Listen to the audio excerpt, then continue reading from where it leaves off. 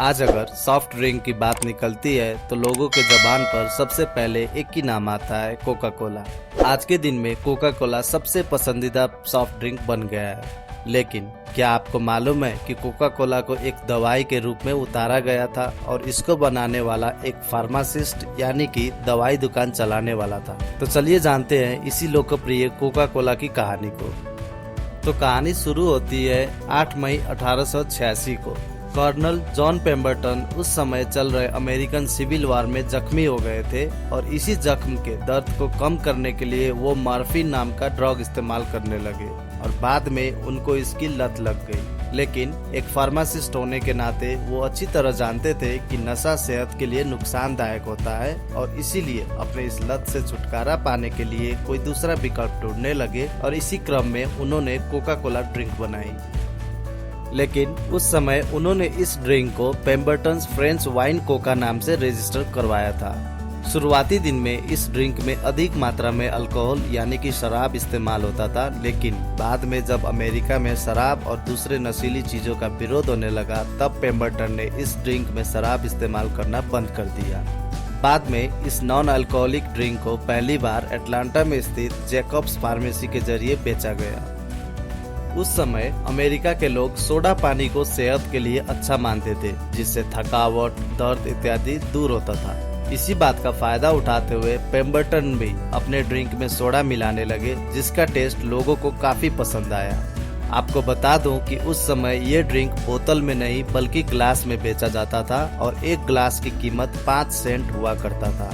Drink तो बिक रहा था, लेकिन पेम्बरटन के अनुमानित संख्या से बहुत कम, जिससे पेम्बरटन को घाटे का आभास होने लगा। लगाने के अनुसार प्रॉफिट नहीं हो पा रहा था। तब पेम्बरटन ने एक बिजनेसमैन से हाथ मिलाया जिसका नाम फ्रैंक मेसन रॉबिन्सन था।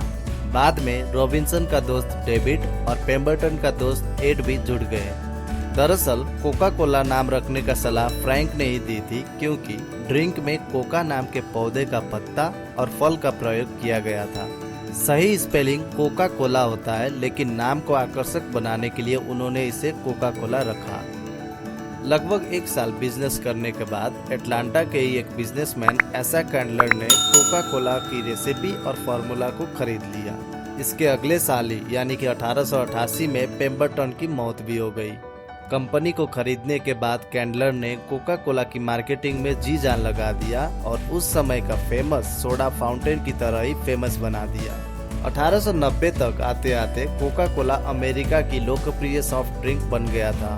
1894 में जाकर कोका कोला को पहली बार बोतल में बेचा गया और उस समय का कोका कोला बोतल आज के बोतल से बिल्कुल अलग था।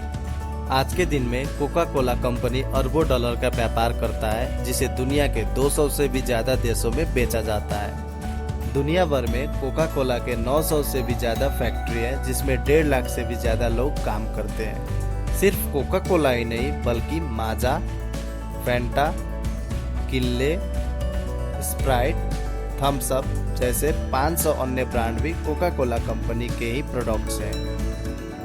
दुनिया में ऐसे भी देश है जहां पर कोका कोला बैंड है, जैसे नॉर्थ कोरिया और क्यूबा। वहीं पर दूसरी ओर मेक्सिको में सबसे ज्यादा कोका कोला का इस्तेमाल होता है। लगभग एक आदमी हर दिन 2 बोतल पी जाता है। कहा जाता है कि कोका कोला की ओरिजिनल फार्मूला और रेसिपी अटलांटा के सन ट्रस्ट बैंक में एक तिजोरी में रखा गया है। तो दोस्तों, आज का मेरा ये वीडियो आप लोगों को कैसा लगा, अपनी राय कमेंट करके जरूर बताएं और ऐसे ही रोचक जानकारी के लिए चैनल को सब्सक्राइब करना ना भूलें।